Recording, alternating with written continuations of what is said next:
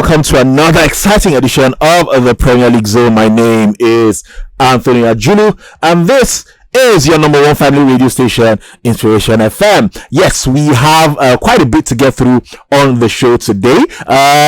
Transfers, obviously transfers, no matches to preview on the show today, but we saw Arsenal play out to 1-1 draw at Nuremberg in a preseason friendly yesterday. Bukayo Saka was on target, and like we said in the morning, Mikel Arteta says time will tell what will happen to Kai Havertz. But that's not what we're talking about today. We're talking transfers. Seems like Daniel Levy is finally talking with Bayern Munich over the transfer of Harry Kane, although they're still working in the background to try and get him to stay. We'll be talking about that. We'll be talking about Arsenal and the pursuit of Declan Rice. It seems that deal is finally set to be announced after West Ham confirmed that they've been given promises by Arsenal that the paperwork will be finalized today and the deal will be announced today. So all of that and more is all we have for you on the show today. But as always, the guys are here with me, Bode Bruno, Triple O, and of course, Nicholas 𝐈𝐍𝐻𝐿. Guys, how are you doing this morning? We're doing a blanket good morning today because there's you can see where I'm pointing, so let's just do it blanket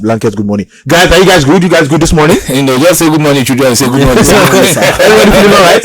Anybody has anything want to share with the class? Oh, well. Yeah. It's one of those days again. We'll be fine. Let's just keep it moving.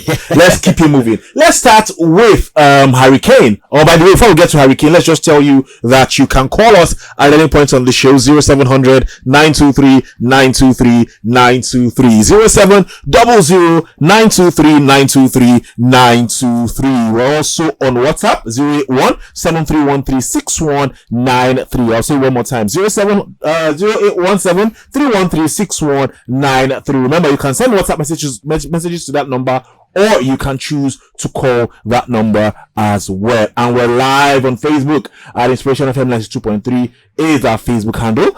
Just join us, watch us live, and then leave your comments under the live feed or read them on the show, just like Sixtus Ebo has done. He says, good morning, great men in the studio. Keep up the good work. Thank you very much. We appreciate you for always joining us on the show. If you want to see Triple O's face, Nicholas's face, Body's face, take that back. You want to see Triple O's handsome face, Anthony's face as well. You can just join us and see what everybody looks like, and then our cameraman on the back there. More part to you. Right, let's just go to Harry Kane, but let me start with you.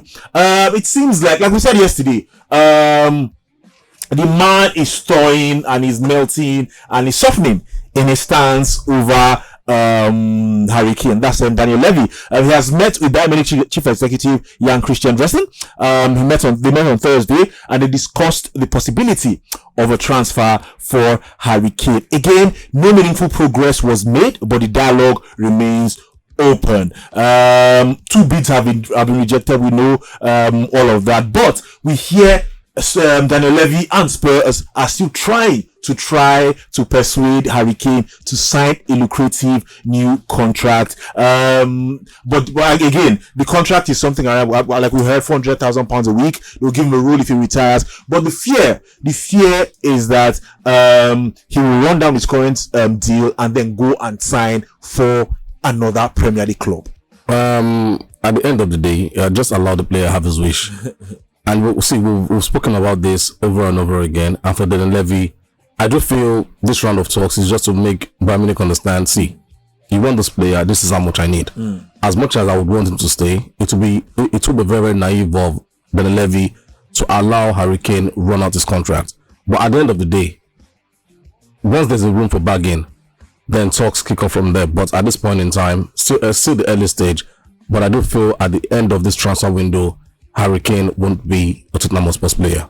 I don't know why you say that, because the body language and the word from Harry Kane's cap is that he has not ruled out any option. He's open to any option, and as it stands, he will go with them to their preseason tour of Australia. He's still playing mind games. By the time Bayern Munich show enough seriousness, then we would know whether or not he would move. At this point in time, see, like we'd always see, Harry Kane himself is not making things easy. He's a gentleman. He doesn't want to do it for There's nothing like gentleman here. He's just a confused man that is scared to, make that change until he decides within himself and says, see, I've got to step out and pick up that challenge. Then we'll continue to remain at Tottenham Hotspur. But at the end of this transfer window, we will leave because me and my boys are working already. I will not bet any money on that, because Harry Kane has shown that maybe something is tying him down to Spurs. I don't know what it is, but we'll see how it goes. Let's leave Harry Kane and the whole saga. Let's go to Declan Rice. Let me bring Chipolo into this one.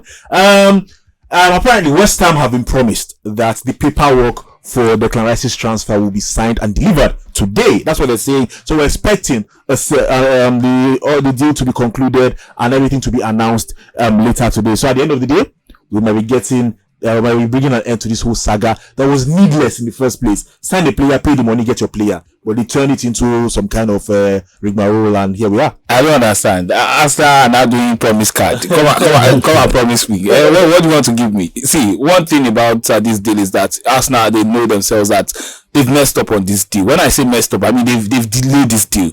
They've delayed it, and it is now embarrassing. And we hear their lawyers have been working on the paperwork. Today makes it 4 days. 4 days since they've been working on the paperwork. Today makes it about 14 days since a deal has been agreed. 14 days. We've seen deals being negotiated and completed in 2-3 days.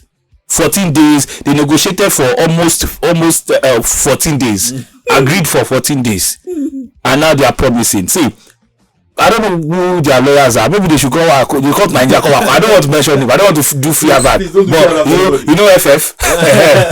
Maybe they should come and help. They should go and assist them to do the paperwork. But I think the deal should be completed today. If the deal doesn't, go through today, if the lawyers don't finish the paperwork today, they don't get the papers to West Ham United to sign today. I just pity Arsenal fans. They're only arming those that will beef Arsenal. People like us that want to beef Arsenal because say they don't keep their promise. Anyway, we'll see. But again, it should be announced today. Actually, I think everything has been done. They've made their promise and they'll keep it. Actually, let's cut them some slack. They are want to set my questions. Nicholas, let me come to you. Another saga from another club that wastes too much time. I don't understand. Again, it's closer and closer and closer. Still, United have not agreed. Manchester United, that is, they have not agreed the fee for Andre Onana. We hear that they are edging closer. We hear that they are edging closer to what Inter Milan wants. Around 50 million pounds has been mooted as the transfer fee, and Inter Milan might accept it. But then again, Inter fans are begging Onana not to go. Again, why waste too much time on a keeper you clearly want? Tom Heaton is the number one. We saw him in goal in that friendly. He kept the clean sheet. So again, what is the delay? Why not just do quick and keep it moving?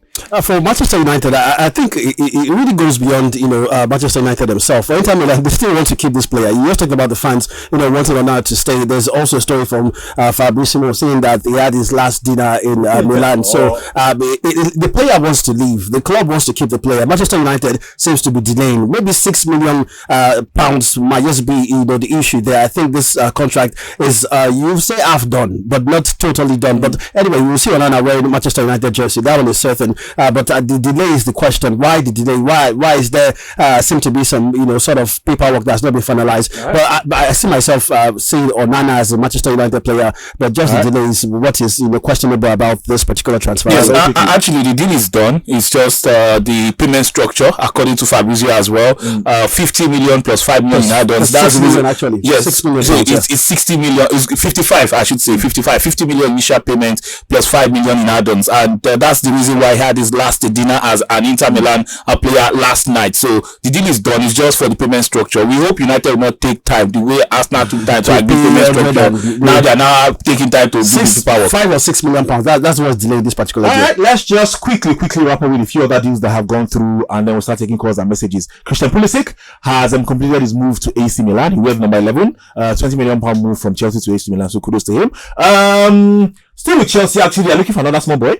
We hear they are looking at a Brazilian teenager. He's 19 years old. If I remember the name now, I'll let you know. But again, they are looking at a Brazilian teenager. The name has escaped me right now. But again, Chelsea are looking at a small boy. That's what we hear. And they're